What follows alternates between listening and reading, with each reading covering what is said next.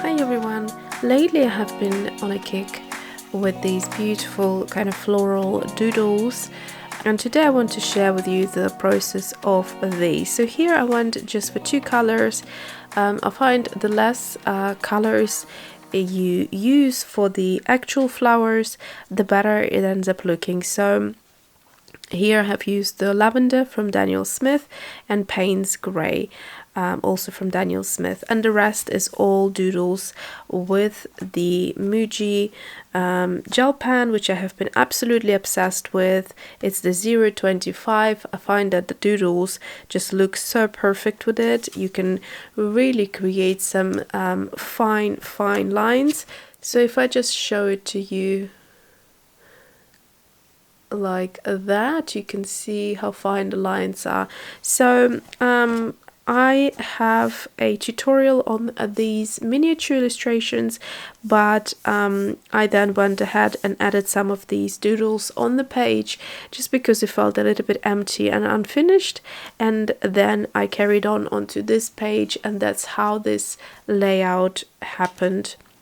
So today, I don't know which colors I'm going to use just yet. So quite a few of you are actually asking me what these clips are, these paper clips.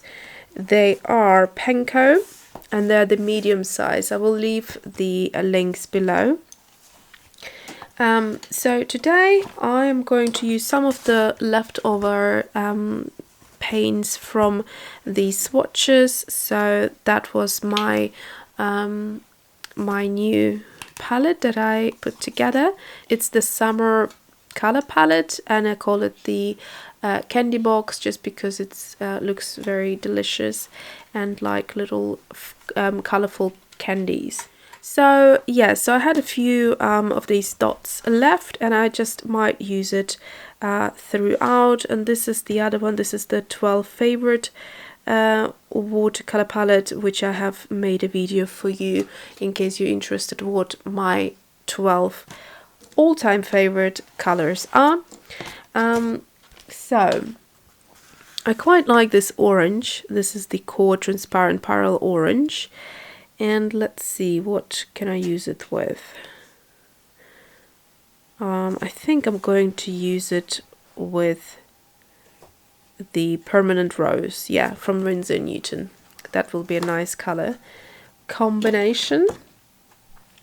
So I think today I have been on a video marathon for the past 2 weeks because I will be going away soon, and I just want you to have nice content to watch while I'm away. And basically at this point I'm quite tired, and this is the last video, and I'm just really happy to relax and just draw it. So I feel like if I do a commentary, I will just stumble over my words just because I feel a little bit tired. I think I will just speed up the process and put some nice music for you to enjoy, and then we'll come back at the end and have a little sort of overview. All right, let's start.